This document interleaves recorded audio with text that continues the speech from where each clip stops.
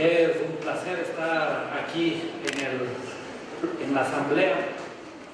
No me esperaba realmente tener una presentación sobre una rendición de cuentas sobre lo que estamos haciendo con estudiantes. Me alegra mucho poder que ustedes vean todo el trabajo que estamos haciendo. Voy a intentar explicar más didácticamente hacia dónde estamos caminando, por qué es la importancia de la educación superior. Efectivamente, agradezco en este caso a la presidenta Jimena Ponce por haberme recibido. Yo había pedido hace mucho tiempo que la asamblea me reciba. Antes de que me llamen, prefiero yo pedir que me reciban. En ese marco, justamente lo que quiero presentar es por qué la educación superior, la educación en general, y en el caso mío, la cartera que llevo, la educación superior, la ciencia, la tecnología y la innovación, es un punto central de la agenda de este gobierno. Yo diría que es el primer gobierno que pone el vértice para la transformación de la sociedad en la educación, ¿no? Y en ese marco quisiera hacer una presentación de qué hemos conseguido y hacia dónde vamos, que es fundamental que sepamos en qué punto nos encontramos en este momento. Quizás un tema general a nivel macro y que podamos entender claramente qué está pasando en este proceso político llamado Revolución Ciudadana frente a los periodos anteriores. Aquí un punto que es importante señalar es que en el periodo de la Revolución Ciudadana lo que nosotros tenemos es un fenómeno que no se daba antes en el Ecuador, que es que se da a la vez que se reduce pobreza, se está reduciendo desigualdad. Hubo un momento anterior al periodo de gobierno actual que efectivamente también cayó la pobreza, pero cayó la pobreza porque ya llegó a niveles estratosféricos luego de la crisis bancaria. Lo único que podía hacer es que caiga la pobreza. Entonces no fue por un proceso deliberado de política pública que se llevó a esta caída de la pobreza. En el caso de estos últimos 8 años se ha dado una caída de la pobreza, pero algo que es importante señalar, ha habido un crecimiento económico, pero este crecimiento económico, si bien ha sido para todos los ecuatorianos, ha sido principalmente para los más pobres, ¿no? Como se puede ver en la gráfica que ustedes están viendo en este momento, en el eje de las X, en el eje horizontal, está en los niveles de pobreza. Si es que me acerco más hacia al lado izquierdo están más pobres, al lado derecho están más ricos, y lo que vemos es que los pobres han tenido un mayor crecimiento en el ingreso que los ricos, pero todos han crecido. En el periodo anterior se da un fenómeno diferente, que crecen todos, pero crece sobre todo en los más ricos. Y aquí viene un punto fundamental, donde nosotros ponemos el énfasis. Nosotros ponemos el énfasis como proceso político en la sociedad entera, pero sobre todo los que están peor, ¿no? Y aquí hay un tema fundamental que es necesario señalar y que es quizás algo que queremos ahondar más profundamente en el resto de la presentación. Si es que vemos en la siguiente lámina, lo único que también estamos viendo es que este efecto de reducción de pobreza con mayor tasa de crecimiento en los más pobres lleva a un crecimiento sistemático de la desigualdad. Esta es una curva estimado de estudiantes que se llama curva de Lorenz, donde se ve realmente que ha habido una disminución de la desigualdad sistemática en el caso del Ecuador. ¿Cuál es la diferencia? Y quizás eso vamos a ver en las siguientes láminas de lo que está pasando en el Ecuador. Para mí es mucho más importante porque esta reducción de la desigualdad de consumo y que también se da en la desigualdad de ingresos viene acompañado de un fenómeno que antes no pasaba, que es el fenómeno que se da un proceso de democratización de capacidades. Me refiero en general a la salud, a la educación, a la nutrición, a la seguridad social. Yo me concentraré en el tema de educación superior. Y esto lleva a tener una estructura social mucho más cohesionada. Cuando uno simplemente ataca las variables económicas como consumo e ingreso, viene un shock y enseguida se revierte esa tendencia y pueden caer personas de la pobreza, pueden volver a revertirse la tendencia hacia mayor desigualdad. Pero si es que esto viene acompañado de democratización de capacidades, en este caso educación sobre todo, difícilmente se pueda revertir. Lo que más nos interesa a nosotros como gobierno es justamente una democratización de capacidades, una democratización del talento humano, una democratización en el acceso a derechos sociales en este marco. Entonces, este marco general quería señalar para que ustedes puedan ver por qué ponemos tanto énfasis en el tema de educación. Vamos a señalar más adelante qué temas vamos a tratar. Primero veamos un tema fundamental, ¿no? El tema de cuánto estamos invirtiendo en educación superior. Estamos invirtiendo en este momento el 2.12% del PIB. En el 2006 empezamos con el 1.1% del PIB. Aquí vale la pena señalar que se ha invertido alrededor de 9.445 millones de dólares de todos los ecuatorianos en educación superior. Simplemente como referente, estimados estudiantes, amigos, en América Latina el promedio de inversión en educación superior es del 0.8%, máximo el 1%. Estamos más que duplicando nosotros la inversión en educación superior. Pero no solo eso, en el caso de América Latina se ha mantenido constante durante las 2 últimas décadas en ese porcentaje, alrededor del 1%. Nosotros hemos subido del 1.1 al 2.1%. Los países de Europa tienen un promedio del 1%, también 1.2%, y los países de la OCDE, que ustedes conocen, que son los países más industrializados, tienen una inversión del 1.7%. Es decir, estamos invirtiendo incluso más que los países más desarrollados. Acá no es un tema de presupuesto, sino es un tema de voluntad política de invertir sobre todo en el tema de educación. Eso es un tema fundamental que vale la pena señalar. Nunca antes en ningún otro gobierno se ha dado tanto peso al tema de educación y educación superior en particular. Como pueden ver ustedes, este porcentaje, cuando nosotros lo analizamos, le convierte al Ecuador con el país que más invierte en toda la región en educación superior, ¿no? No solo tenemos una vez más mayor promedio que los países de la OCDE, sino que a nivel regional somos el país que más invertimos en educación superior. Un tema fundamental, y aquí también vale la pena señalar, generalmente se ha dicho que cuando uno ataca o hace políticas de educación superior, uno tiene que decir si es que su preferencia es la calidad o su preferencia es la democratización. Y generalmente la disputa política en los países es vamos hacia una masificación, y cuando se ha ido a una masificación se ha ido en contra de la calidad. O lo otro, se va a un tema de solo calidad y nos vamos en contra de la democratización del acceso a la educación superior. Nosotros como país hemos demostrado que podemos hacer las dos cosas a la vez, y lo estamos haciendo, y vamos a seguir en esta dirección. ¿A qué me refiero? Que nosotros estamos mejorando la calidad de la educación superior, ¿no? Pero a su vez estamos aumentando la capacidad para los estudiantes y sobre todo democratizando el acceso a la educación superior. Ya vamos a mostrar datos que son irrebatibles de lo que está pasando al respecto. Quizás vale la pena señalar nosotros acá una cuestión que fue muy importante, que el Ecuador no puede tener contemplación a la mediocridad, y las universidades tienen que ser el símbolo institucional de la excelencia y de la calidad. Durante el periodo, las 2 últimas décadas, donde todo era mercantil, donde todo se vendía, donde todo era privatizado, se llegó a justamente crear nuevas universidades, todas estas privadas, pero universidades que le hemos llamado, porque realmente eran así, universidades de garage, universidades fantasma, universidades de papel, que lo único que les interesaba es vender el título, sin el respaldo del conocimiento que se necesita tener atrás. Ese país estamos dejando atrás. Yo creo que ya hemos dejado atrás. Aquí tuvo mucha culpa el viejo Congreso, ese Congreso que creaba universidades simplemente por lobbies políticos, generalmente en los diferentes territorios, sin importar el tema de la calidad de la educación. Por eso nosotros cerramos 14 universidades, y estas 14 universidades realmente eran de pésima calidad. Créanme ustedes, estimados estudiantes, que personas que estaban por titularse, médicos, se les tomaba un examen y se les preguntaba los órganos de las partes del cuerpo y no sabían contestar de estas universidades, ¿no?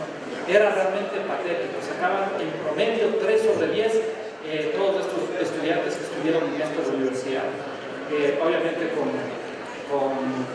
las diferencias que hay en términos individuales. Hicimos un plan de contingencia, esto es muy importante. Todas las personas que se les cerró las universidades, al 99% se les dio la posibilidad de que continúen en otra universidad. También vale la pena señalar que se entregaban y se publicó gratuitamente 1.500 planes, y a su vez vale la pena señalar que en este momento ya contamos con 17.000 estudiantes que ya han terminado en otras universidades de buenas categorías, categoría A y B, y salieron de estas universidades, que son estas universidades garage, unas de papel o fantasmas, porque cuando uno iba a visitar donde tenían registrado su dirección, no existían estas universidades, ¿no? Entonces, esas mentiras sociales son las mentiras que tenemos que desechar en Ecuador, y es hacia dónde tenemos que caminar. Por eso nos vimos obligados a tomar una decisión de cerrar estas universidades y hacer este plan de contingencia. Algo que es muy importante señalar, y quizás aquí también la presentación está hecha en función de la multiplicidad de preguntas que han venido por parte de la Asamblea. Y aquí un tema del número de docentes. Nosotros seguimos aumentando la cantidad de docentes dentro de la universidad. Ha pasado de 33.000 a casi 37.000, 36.873 docentes. A pesar, como vamos a ver, de un proceso de jubilación que tenía que pasar en el sistema universitario. ¿Qué es lo que pasaba en el sistema universitario? Que de hecho teníamos un promedio de edad muy alto. El promedio de edad era de alrededor de 54 años. El problema no es la edad, el problema es justamente que estos profesores, la mayoría tenía únicamente el nivel de licenciatura. Y a nivel de universidad, generalmente para dar clases uno necesita que el profesor tenga un nivel más de lo que está dando clases. Si es que voy a dar licenciatura, necesitas profesores con maestría. Si es que voy a dar maestría, necesitas profesores con doctorado, ¿no? Acá prácticamente lo que nosotros teníamos era todo de licenciado. Eso es inadmisible en cualquier parte del mundo, ¿no? Entonces teníamos que ir justamente, y se tiene que dar, y poco a poco se está dando un recambio generacional que es importante. Aquí existe un incremento de número de profesores también. Vale la pena señalar aquí que se han jubilado 1.355 docentes, pero de los 1.355 ha incrementado, por ejemplo, en el 2013, 3.857. Y por cada docente jubilado con doctorado, que es el máximo nivel, existen 8 docentes con título similar, es decir, están ingresando mucho más profesores con ese nivel académico. Aquí vale también la pena señalar, el dato exacto es que uno de cada docentes jubilados no tenía formación de cuarto nivel. Y un tema importante, estimados asambleístas, por el tema de los jubilados aquí, hay que quedar claro que este proceso ha sido pensado estratégicamente. Las personas que se jubilaron salían con un salario, salían con una jubilación, con un bono de 38.000, 40.000 dólares, ¿no? Tenían la posibilidad de ser tratados como profesores honorarios con el mismo salario, salían con la jubilación del Instituto de Seguridad Social, es decir, salían en buenas condiciones, no es que decían que se jubilan y ya. Hasta ahora pueden dar, realmente las autoridades quieren, pueden dar clase en la universidad. Pero lo que nosotros no podemos permitir, y estamos dando el tiempo necesario, es que la universidad no tenga profesores con los niveles académicos que requiere la universidad. No podemos darnos de lujo si es que realmente apostamos a la educación como un motor de toda la sociedad. Y en ese marco hay muy buenas noticias. Por ejemplo, en los 5 años del 2008 al 2013 vemos un incremento de profesores con maestría o PhD del 29% al 61%. Este ya es un salto cualitativo, pero todavía existe alrededor de un 40% que tiene licenciatura, ¿no? Un licenciado a lo mucho puede ser asistente de investigación del profesor a nivel universitario, ¿no? Tenemos que conseguir y tenemos como meta en el 2017 llegar al 80%, pero esto tiene que ser el 100% en todas las universidades. Una vez más, no podemos permitir que tengamos profesores que no tengan al menos nivel de maestría. Simplemente como anécdota, hace 2 semanas estuve en Portugal, en Europa, en algunos países, y ellos se pusieron, no plazo 7 años, nosotros nos pusimos 7 años para conseguir esto, se pusieron 4 años para que todos sus profesores tengan nivel de doctorado, no solo de maestría. Nosotros estamos exigiendo un poco menos, solo los profesores principales, los que son llegan al más alto nivel, tienen que tener nivel de doctorado, pero uno puede hacer carrera universitaria en este momento. Ya dentro de la universidad vamos a ver el tema salarial fundamental para poder hacer carrera como profesor dentro de la universidad. Otro tema que es importante, y esto para que tengamos conciencia de lo que pasaba antes de este gobierno, que era realmente, no existía una racionalidad en el campo de la educación superior. Durante casi 20 años se dio una distribución de los recursos a las universidades de una perspectiva que se llama incrementalista. Generalmente era lo mismo que tenía el anterior año, más el incremento de lo que se daba en asignación presupuestaria. Pero el gran problema que teníamos durante 20 años, y no llevó a ningún cambio, es que las universidades de peor calidad son las que más recibían por estudiantes. Por ejemplo, las universidades, nosotros hicimos una categoría de universidades que iba desde la A hasta la D, y las universidades de peor categoría recibían $7.400 por estudiante, y las de mejor categoría recibían $2.600 por estudiante. Nosotros hicimos una nueva fórmula para revertir esto, y en esta fórmula pusimos en función de ¿qué?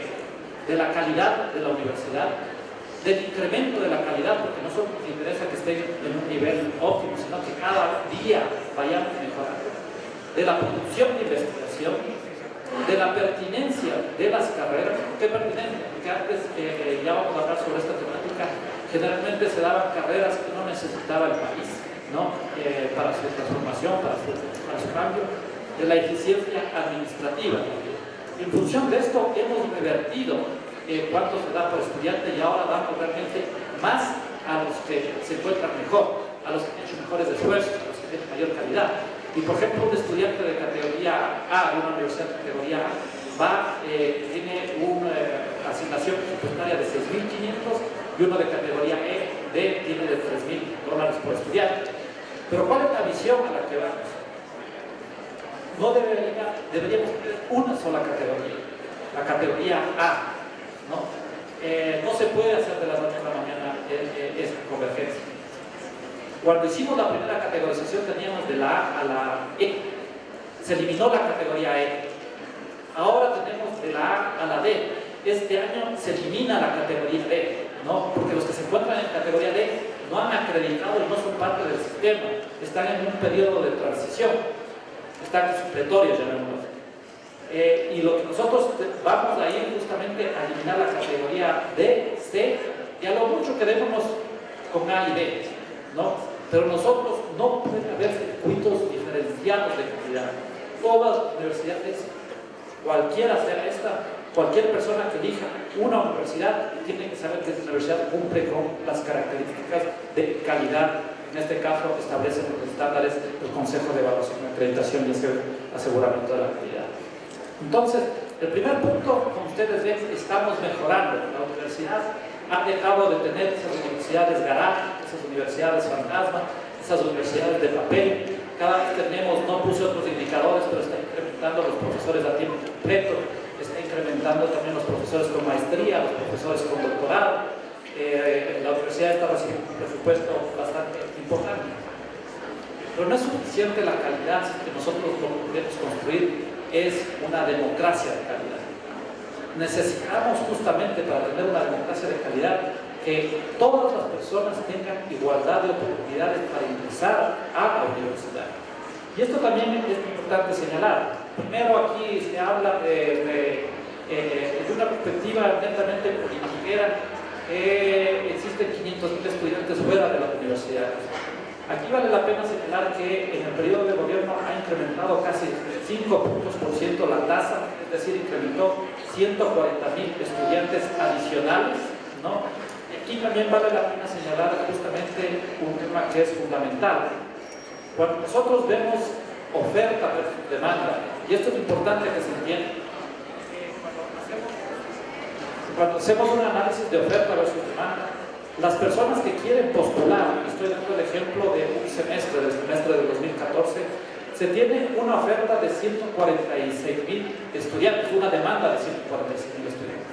Si es que nosotros sumamos la oferta pública y la privada, en estricto rigor, sin hacer nada de análisis, supuestamente tendríamos la misma cantidad de cupos. ¿Cuál es el problema? Y esto también estimados estudiantes, para que no se dejen engañar, porque tratan de engañar generalmente a los estudiantes. El estudiante elige la carrera bajo un nuevo mecanismo completamente meritocrático. Elige y pone 5 opciones que quiere estudiar en diferentes universidades. Pero ahora depende del puntaje que saca, ¿no? Y el gran problema que existe en este momento es que la demanda, las expectativas de ustedes, de los estudiantes, no necesariamente coincide con la oferta que dan las universidades. La oferta que dan las universidades, ¿quién da los cupos? No del gobierno, dan las universidades. Y por ejemplo, por eso nosotros tenemos que en el anterior semestre hubo casi 9.800 cupos sobrantes no demandados, ¿no? O sea, que quedaron vacíos los asientos. ¿Por qué? Porque justamente, por ejemplo, hubo mucha demanda en el área de administración de empresas, que dicho sea de paso, el país no necesita tantos administradores de empresas, y quedaron bancas vacías en otras carreras ligadas, por ejemplo, a las ciencias fundamentales, biología, matemática, estadística, agricultura, en donde realmente no hubo esa demanda. El gobierno jamás va a decir estudie esta carrera, jamás va a decir, porque eso sería atentar la libertad de cada individuo, de cada estudiante, de cada ciudadano. Entonces, en ese marco se da justamente el desafío entre expectativa y oferta. En estricto rigor, dada la cantidad de postulantes, no tendría que haber este desafío.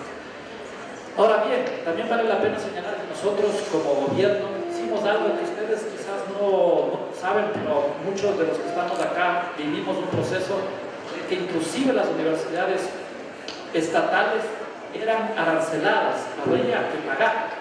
Y en la Asamblea Nacional Constituyente propusimos la gratuidad en la educación superior. Esto llevó a que ningún ecuatoriano tenga que pagar cuando va a una universidad pública. Yo personalmente hice estudios antes de justamente de estas discusiones que se tenían y llegué a demostrar econométricamente, que lo poco o mucho que se cobraba en la universidad estatal era una barrera para que los más pobres no ingresen a la universidad.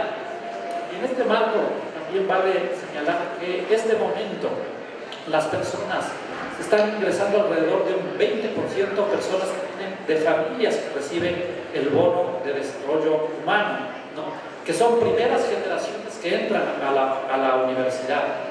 Y aquí quizás una política para democratizar. Si es que una persona viene de una familia de escasos recursos y entra y pasa el examen, durante la nivelación recibe media remuneración básica unificada, alrededor de $170. Si es que saca más de 8.5 sobre 10 durante la nivelación, incrementa a una remuneración básica unificada, es decir, a $340.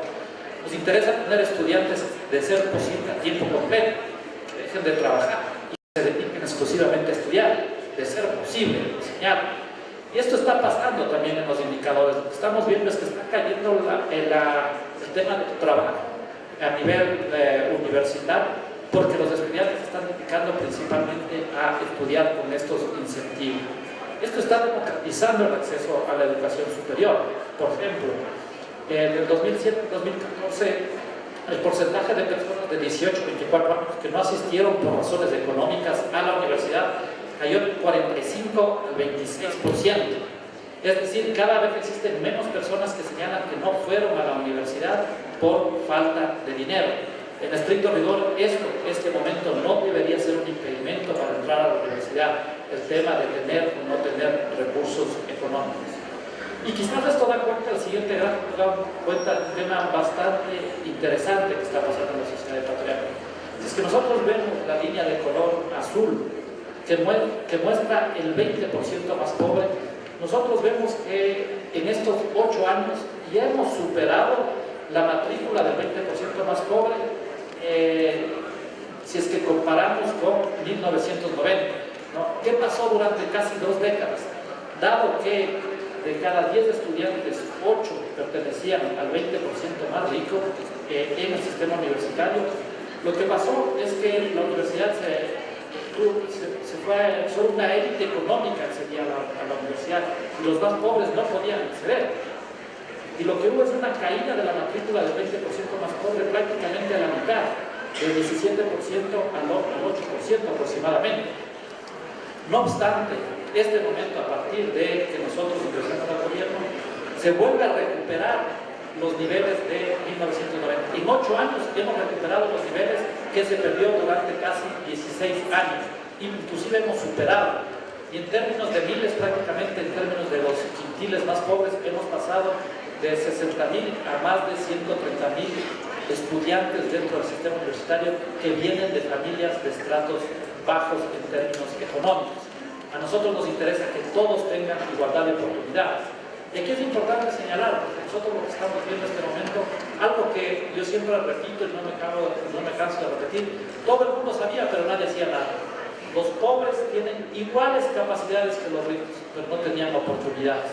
Y aquí claramente a través de un examen que no es de conocimiento, porque a nosotros desde nuestra perspectiva y más a nivel universitario, no necesitas memoria.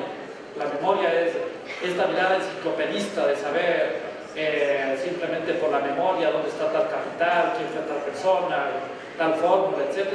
No es el tipo de educación que queremos. El tipo de educación que queremos es el tipo de educación de racionalidad, ¿no? De reflexión. Y por eso nosotros tomamos un examen que no hay que estudiar para el examen, que es un examen de aptitudes, no es de conocimiento.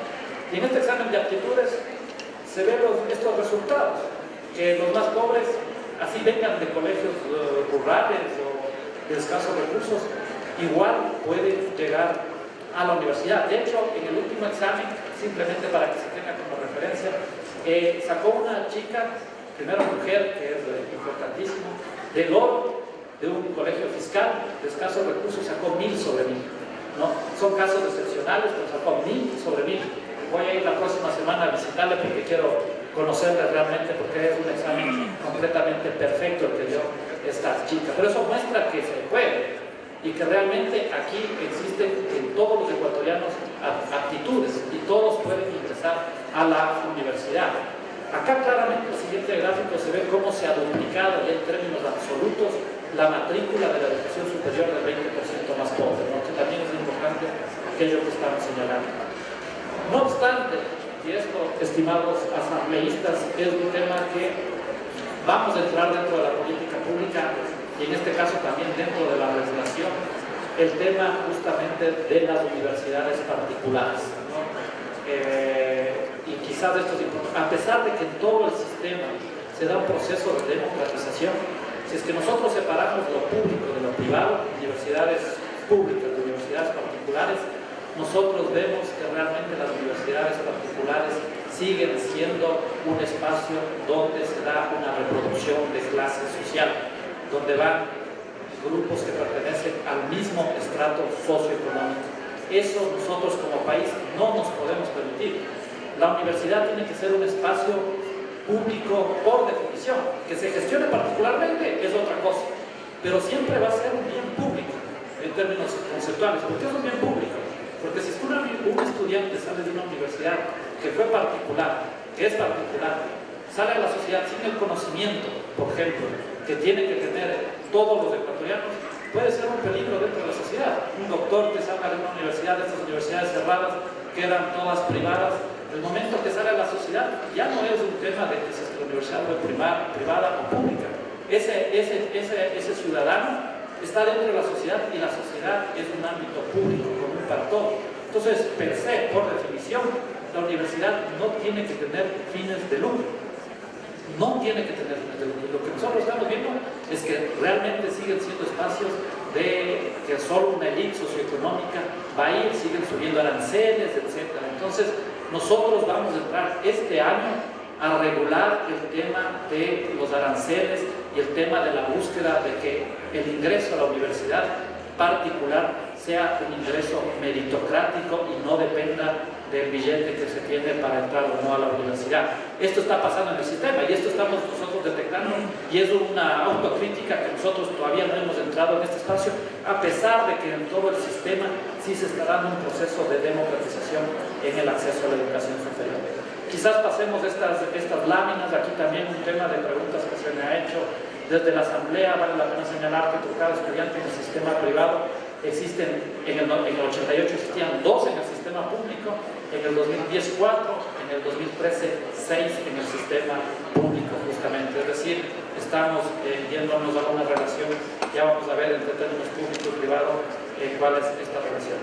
Otro tema que es fundamental para nosotros, y quizás porque la universidad debe ser el símbolo institucional de la sociedad que queremos construir, y un tema fundamental es eliminar ese patriarcalismo que existe en la sociedad ecuatoriana y que también se da en las universidades, donde en este momento están ingresando más mujeres y tienen mayor promedio las mujeres que los hombres en términos de estudiantes, ¿no? Acá no es un problema más de los hombres, de felicitaciones a las mujeres en ese sentido, no solo que entran más, sino que sacan más puntaje. El gran problema es que cuando uno va a los puestos de ejecutivos dentro de la universidad, obviamente los que tienen el poder son los hombres, ¿no? Entonces los indicadores que nosotros hemos puesto y en la ley que pusimos, que tiene que haber un equilibrio entre hombre y mujer en las autoridades, en los decanos, en los rectores, el vicerrector, para que exista igual número de mujeres y hombres y meritocráticamente. ¿Cuál es la defensa? Y aquí están muchos asambleístas que estuvieron en la discusión de la Ley Orgánica de Educación Superior. Decían, no, es que la universidad tiene que ser meritocrática, como diciendo que las mujeres no tienen los méritos para poder ser rector, vicerrector o decano, ¿sí o no, estimado Raúl? Y en ese marco se está dando un fenómeno que también es interesante, que está disminuyendo la brecha y cada vez se está disminuyendo, en este caso, el porcentaje de mujeres que ocupan cargos directivos. Cada vez hay más mujeres que ocupan cargos directivos, ha pasado del 24% al 33%.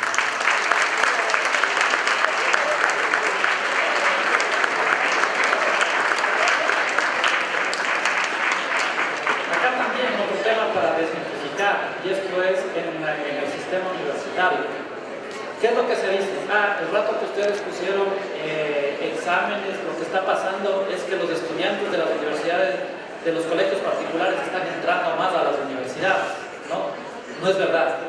De hecho, el ingreso a las universidades públicas es del 72% y a las particulares es el porcentaje de personas que vienen de colegios públicos es del 72% y de aquellos que vienen de colegios particulares es del 26%. Es inclusive superior a cuál es la relación que existe a nivel del bachillerato. A nivel del bachillerato existe alrededor de un 65% que va a colegios públicos y el restante va a privados. Acá están entrando más estudiantes que vienen de colegios fiscales que de particulares. Y eso se da cuenta justamente porque ha mejorado la calidad del sistema público dentro del Ecuador.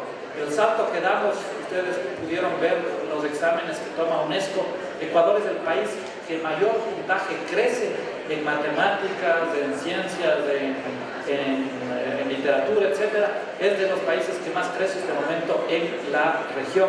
Y se está dando un fenómeno que no pasa en toda la región, que más bien estudiantes de colegios privados se están pasando a colegios públicos. Lo mismo está pasando en la universidad.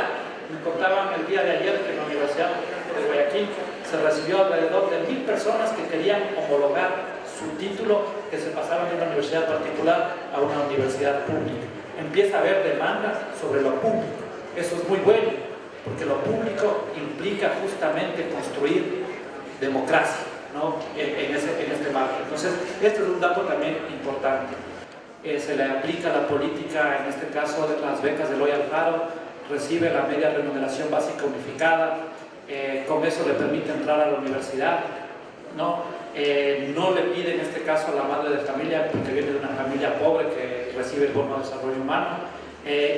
Y lo más interesante que a mí me parece es el tema de las expectativas que ya tiene, ¿no? No solo dice voy a terminar la universidad, sino lo que señala es luego de terminar la universidad yo quiero irme a estudiar afuera, como todos ustedes que tienen que irse a estudiar afuera.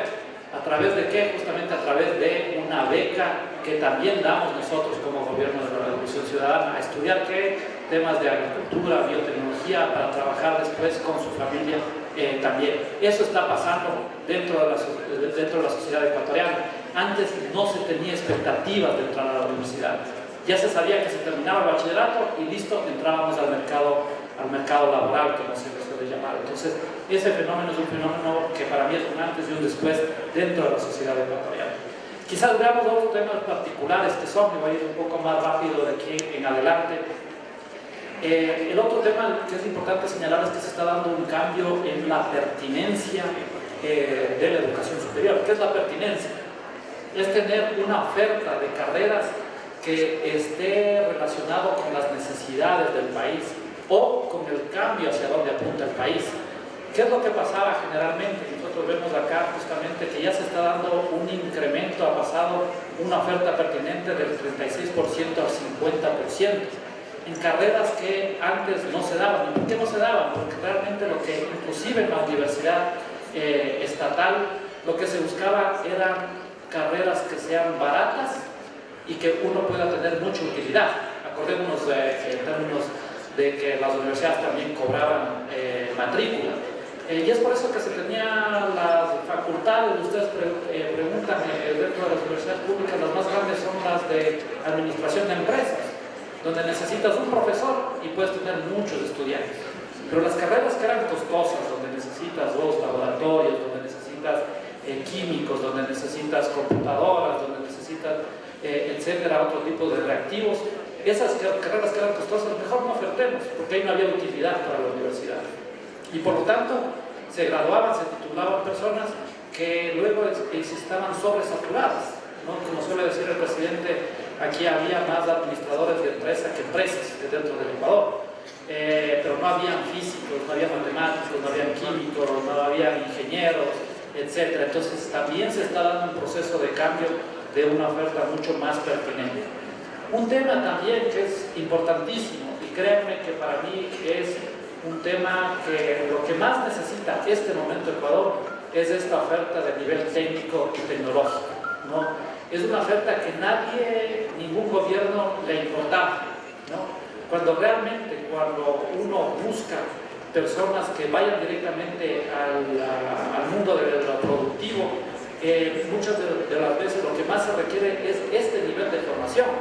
De hecho, de los buenos institutos, la probabilidad de conseguir trabajo cuando uno sale de estos institutos, en términos generales, es mucho mayor que cuando uno sale de la universidad. Y estamos en un relanzamiento de la creación de institutos técnicos y tecnológicos que tienen una particularidad que es muy importante, que se llama la formación dual. ¿Qué es la formación dual? Y esto no nos estamos inventando el agua tibia, es un tipo de formación que realmente que lo lidera a nivel mundial es Alemania, estamos trabajando con Alemania. El estudiante hace el 50% en las clases y el otro 50% en las empresas. En este momento tenemos alrededor de 50 carreras que se están ofertando de este nivel. Está habiendo una inversión de $308 millones. Vamos a crear 40 institutos técnicos y tecnológicos, con la particularidad que cada estudiante que entre a estas carreras de nivel técnico y tecnológico, que son carreras que necesita el país, va a tener que la mitad del tiempo hacer sus prácticas en el sector privado, en las empresas privadas. Es decir, es lo que se denomina learning by doing, aprender haciendo directamente en las empresas, y ha habido una acogida muy fuerte por parte de las empresas porque se necesita este nivel de formación. ¿Qué está pasando? Ecuador es el país con mayor inversión pública en toda la región, pero existen ciertos niveles de técnicos y tecnólogos que no existen en el Ecuador porque no ha importado este nivel de formación. ¿Qué es lo que pasa? Estamos importando talento humano de otros lados, cuando aquí existe todo el talento humano en Ecuador y que simplemente por un tema de no planificación estas carreras están quedando libres. Voy a pasar un video más adelante para que se pueda ver esta oferta e invitarles a aquellos estudiantes que investiguen más sobre este tipo de carreras que esta oferta necesita el país en este momento. Es de lo que más necesitamos porque es lo que más produce en este momento incremento de la productividad dentro de la economía ecuatoriana. Ahora bien, un tema que tenemos es, estamos democratizando, está mejorando la calidad, tenemos que irnos a un segundo momento. Nosotros hemos llamado la construcción de la sociedad del conocimiento, la creatividad y la innovación. Y para eso no únicamente tenemos que importar conocimiento, sino tenemos que generar conocimiento, ¿no? Este es el segundo paso que tenemos que dar como sociedad, generar conocimiento en función de lo que nosotros necesitamos. Y quizás aquí vale la pena señalar, por eso estamos invirtiendo mucho en las becas, ¿no? Becas para estudiar en las mejores universidades del mundo, ¿no? Yo siempre señalo a las personas que sacan estas becas, se ganaron la lotería solo con la diferencia que no depende del azar, sino depende de sus capacidades. Estamos hablando de becas que van de maestría alrededor de $80.000, de doctorado $160.000, que es impensable. O sea, yo estoy seguro que nadie de los que estamos acá, quizás uno o dos personas, podrán pagarse unos estudios con esos niveles de costos que se tienen, ¿no? La mayoría de los que hemos estudiado afuera fueron con becas de países de afuera o de instituciones de afuera. En este momento Ecuador tiene 10.600 becarios en las mejores universidades del mundo, ¿no? Que van a retornar al país justamente para hacer esa transformación que necesita el Ecuador. Y en este marco puedo señalar que el Ecuador es el país con la mayor cantidad de becarios de estudiantes de las mejores universidades del mundo en toda la región, ¿no? Esto es un esfuerzo que estamos haciendo todos los ecuatorianos de una manera muy importante, y ya empiezan a regresar los ecuatorianos y empiezan a insertarse dentro de las universidades, dentro del Estado, también dentro del aparato privado. Un tema también donde ya empezamos a ver que se empieza a generar conocimiento tiene que ver con el incremento de publicaciones en revistas indexadas. Ecuador los últimos 3 años es el país que más crece en publicaciones en revistas indexadas. ¿Qué significa esto? Que se está investigando y se está escribiendo temas que son nuevos, ¿no? Que generan conocimiento dentro del mundo científico. Estamos dando poco a poco pasos, pero nosotros, y aquí es importante señalar cuál es la mirada del país, más allá de que cualquier gobierno que venga, lo que nosotros tenemos que empujar es salir de un modelo, yo le llamo banana repúblico, primario exportador y secundario importador, a un modelo de la sociedad del conocimiento, a un modelo que base su economía en el único recurso infinito que es las ideas, el pensamiento, la innovación. Por eso ponemos tanto fuerza en el tema educativo. Y aquí también vale la pena señalar algo que es importante, porque vamos a entrar en un debate importante que tiene que ver con un nuevo proyecto de ley que busca construir la sociedad del conocimiento, la creatividad y la innovación. ¿Qué es lo que pasa en este momento, estimados estudiantes? Pasa que toda la tecnología y todo el conocimiento importamos, y eso nos genera en un país dependiente. Yo le llamo, vivimos de Ecuador y el sur de América es un nuevo neodependentismo, ¿no? Cada vez que sale una nueva versión de Microsoft o un nuevo iPad o un nuevo iPhone, lo que nuestros países lo único que hacen es importar y comprar. A mí no me cabe la menor duda que tenemos toda la capacidad para no solo poder hacer acá, sino crear productos y tecnologías similares, como vamos a ver en un video más adelante, que ya se está haciendo acá, porque se está incentivando la creatividad y la innovación, pero hacerlos aquí en el Ecuador, y que no paguemos el salario de afuera, sino que generemos empleo acá en el Ecuador. De cada 100 patentes, ¿qué son las patentes? Son productos, ya vemos así para simplificar, productos innovadores dentro del mercado. 98 son patentes que vienen de afuera y apenas 2% son ecuatorianos. Eso es el salto que tenemos que dar, ¿no? Por eso no podemos darnos el lujo de tener universidades mediocres, ¿no? Que no generan conocimiento, que no generan investigación, sino tenemos que tener universidades de alto nivel que generan conocimiento, que generan innovación, que generan en este caso productos innovadores para satisfacer necesidades de todos los ecuatorianos. Me va a saltar el tema del proyecto de ley que señalaba y entrar en un tema fundamental que tiene que ver con el tema de ciencia, tecnología e innovación que estaba comentando. Un tema fundamental, y quizás saltémonos a la lámina del bioconocimiento, es que nosotros tenemos una potencia enorme. La potencia que tenemos se llama biodiversidad, ¿no? Pero la biodiversidad no únicamente para ver, en este caso, los pajaritos o para irnos de turismo a la Amazonía, ¿no? Sino biodiversidad es sinónimo de información. Pero nosotros, como no hemos investigado la biodiversidad, no sabemos cuán ricos somos. ¿Por qué? Porque no tenemos los científicos que estudian la biodiversidad, ¿no? Y no hemos hecho con esa información que se tiene, qué productos se tienen que sacar. Solo les doy un ejemplo. ¿Qué es lo que está pasando a nivel general en términos mundiales? Nosotros tenemos la biodiversidad. En el norte se tiene el conocimiento. Vienen acá, se llevan las plantitas, se llevan nuestros animalitos, las ranas, investigan allá, en el norte, y luego nos venden el producto, los fármacos, acá a nuestros países. Por lo tanto, nunca romperemos esa cadena de dependencia en los países del norte si es que nosotros no investigamos.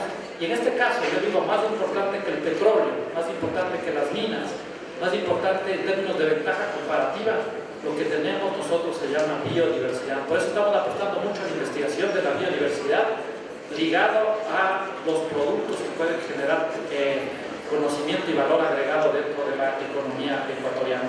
Vamos a enviar, en este caso, a la Asamblea pronto un nuevo código, un nuevo marco regulatorio. Le hemos denominado el Código Ingenios, Código Orgánico de la Economía Social de los Conocimientos, la Creatividad y la Innovación, que lo que busca es democratizar el acceso a las tecnologías. No es suficiente, a ver, aquí es importante señalar por qué nos encontramos en un segundo momento. No es suficiente con tener una población educada, ¿no? Sino tenemos que tener que esa educación sirva para construir democracia, pero también sirva para construir otro país en términos productivos y en términos económicos.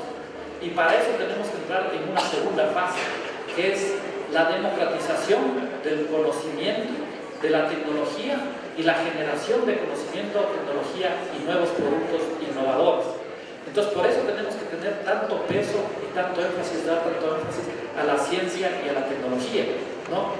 Esto no podíamos haber hecho si no primero hacíamos una reforma estructural del sistema de educación superior, porque las universidades son el vértice fundamental de la generación del nuevo conocimiento. Pero con esas universidades de garage, esas universidades con profesores que nunca habían hecho investigación, nunca habían tocado un microscopio, nunca habían realmente estado en grupos de investigación y generación de tecnología, no íbamos a ningún lado, ¿no? Por eso tuvimos que hacer una reforma del sistema de educación superior y por eso estamos en un segundo momento que es para la construcción de la sociedad del conocimiento, la generación de nuevo conocimiento es fundamental.